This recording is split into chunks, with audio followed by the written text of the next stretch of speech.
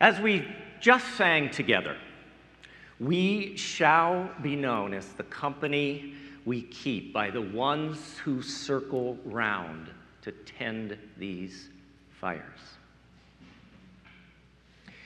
From time immemorial, people have gathered together.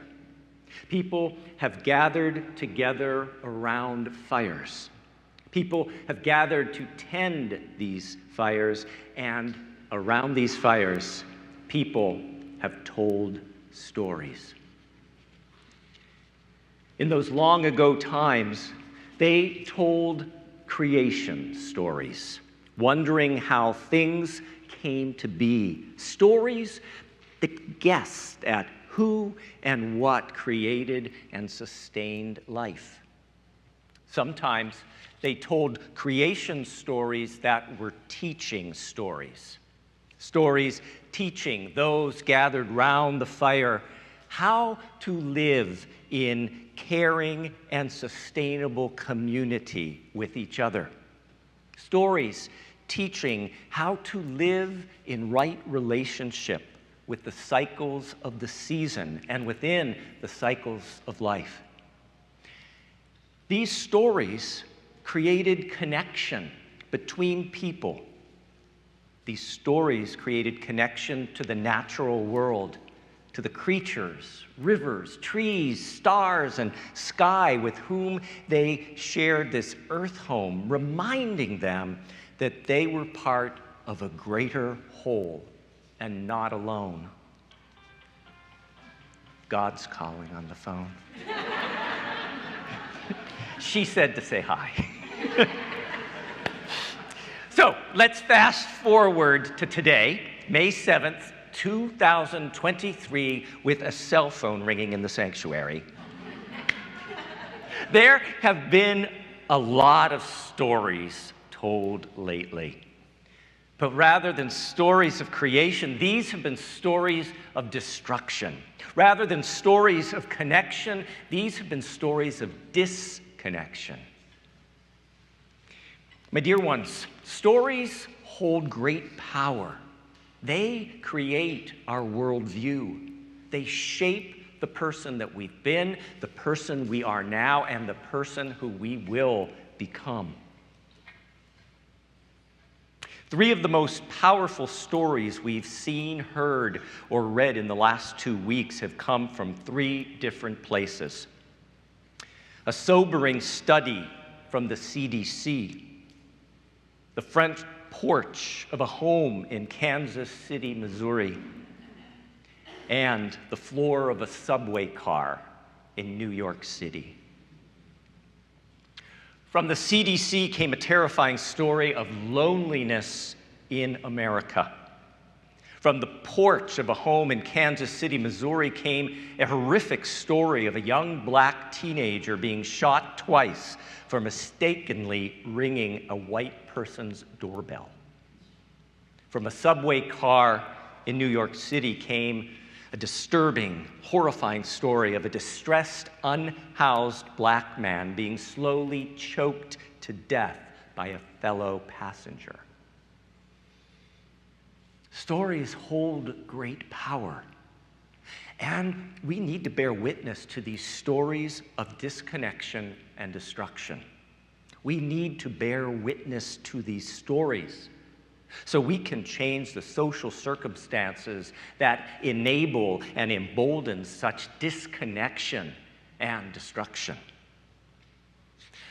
But we also need creation stories for these troubled times. Creation stories that call us back to our best selves again. Creation stories that ground us in hope, love, and our commitment to work together toward a better world. The first story. This week, the CDC released a study revealing an epidemic of loneliness and disconnection that is engulfing our country. An estimated 1/2 of the population has at some time experienced deep, deep loneliness. That study revealed that the impact of this loneliness on our physical health is equivalent to smoking 15 cigarettes a day. Hearing this startling equivalent regarding loneliness, I was reminded of a creation story about human connection and community. It comes from Jack Kornfield, the celebrated American Buddhist teacher. As relayed by Jack Kornfield and adapted slightly, he writes, "There's a tribe in Africa that believes each person has their own individual song that connects them to community. Before a child is even conceived, the mother leaves the village and goes deep into the wilderness. And there she sits and waits and listens. She listens for the rhythm of nature, the rhythm of her own heartbeat, the rhythm of the great mystery that moves within her and around her. They believe that if she listens long enough, the universe reveals to her the song of a child whose time it is to come into the world." That woman returns to the village, and she takes that song and she teaches it to her husband. That night, as they make love, they both sing the song together, singing the song to the child they are conceiving. All through the pregnancy, the woman and the man sing the song to the child as it grows in the womb.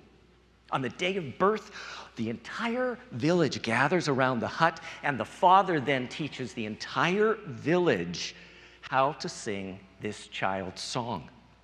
At the moment of birth, and picture this, the newborn is welcomed into the world by the entire village singing the song of that child's soul.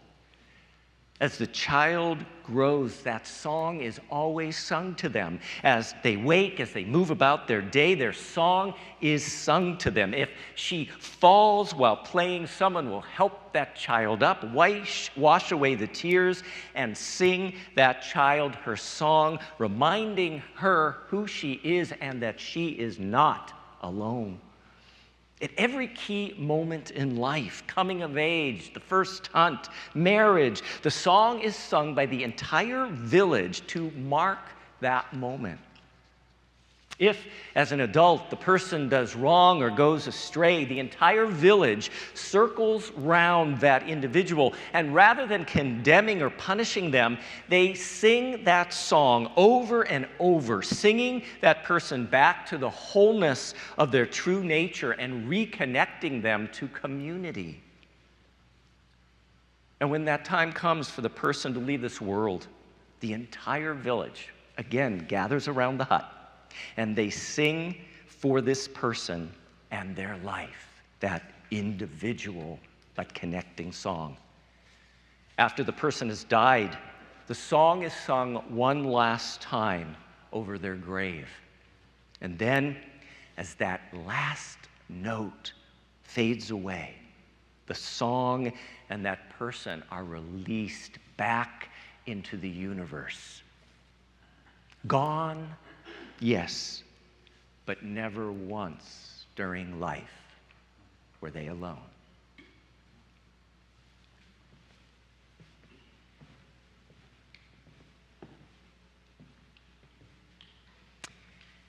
The second story. As Roxane Gay wrote in Friday's New York Times, 2 weeks ago in Kansas City, Missouri, Ralph Yarl, a black 16-year-old, rang the wrong doorbell. He was trying to pick up his younger brothers and was simply on the wrong street, Northeast 115th Street instead of Northeast 115th Terrace. Coming to the door, Andrew Lester, 84 and white, shot Ralph twice, saying, "Don't come around here." Bleeding and injured, Ralph went to 3 different houses before someone actually helped him. Hearing this story, I was reminded of a story poem by Palestinian-American poet Naomi Shihab Nye. She writes, "The Arabs used to say, when a stranger appears at your door, feed him for 3 days before asking who he is, where he's come from, where he's headed. That way, he'll have strength enough to answer. Or by then, you'll be such good friends, you don't care." Let's go back to that. Rice, pine nuts, here, take my red brocade pillow. My child will serve water to your horse. No, I was not busy when you came. I was not preparing to be busy. That's armor that everyone puts on to pretend they have a purpose in the world. Your plate is waiting. We will snip fresh mint into your tea.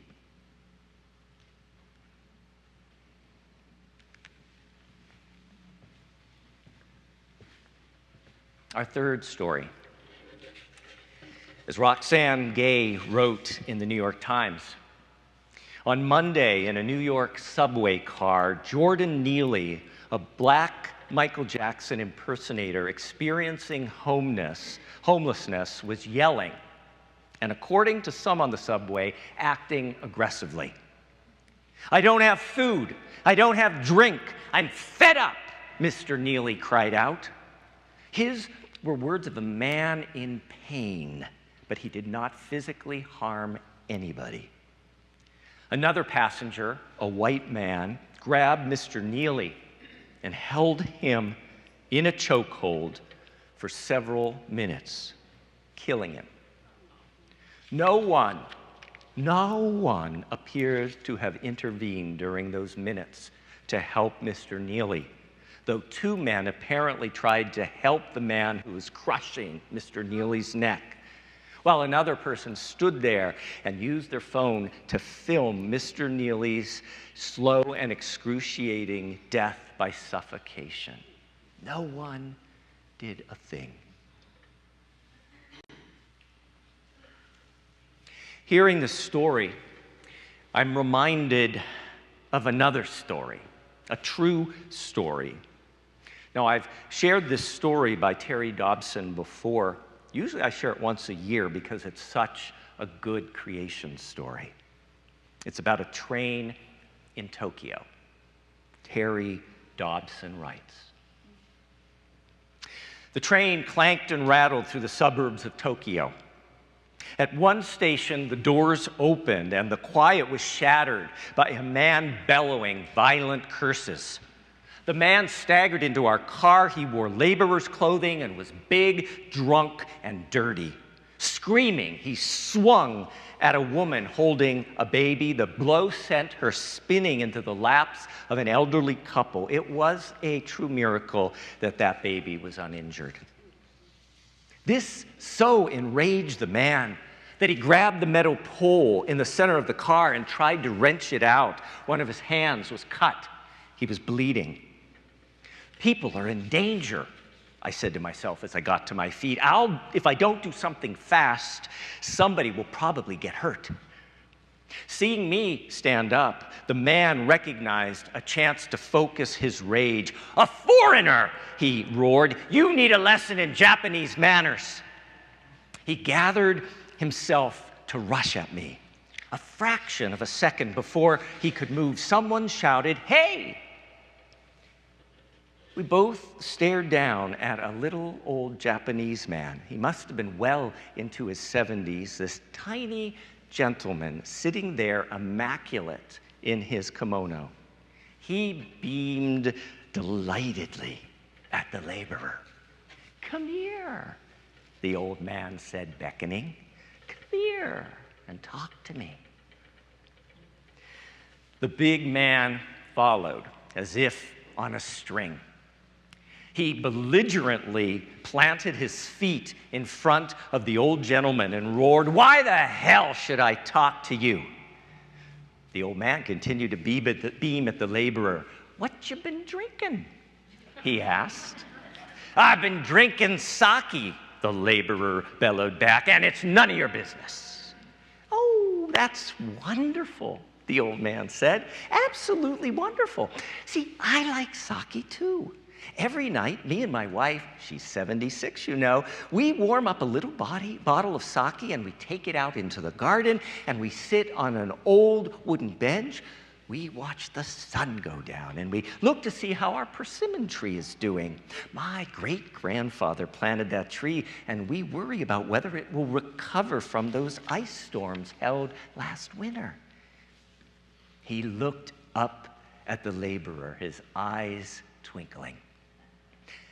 As he struggled to follow the man, the laborer's face began to soften. His fists slowly unclenched. "Yeah," he said, "I love persimmons too."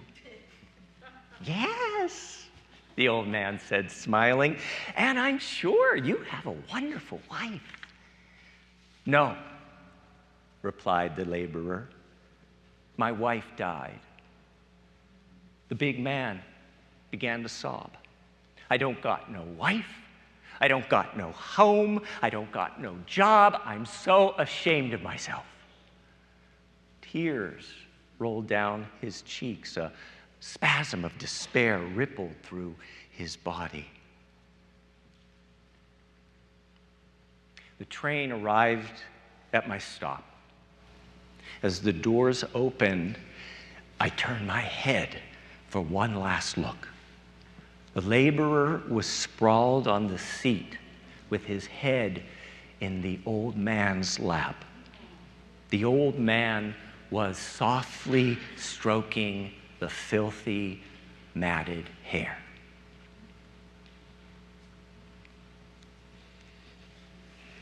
My dear ones, stories hold great power.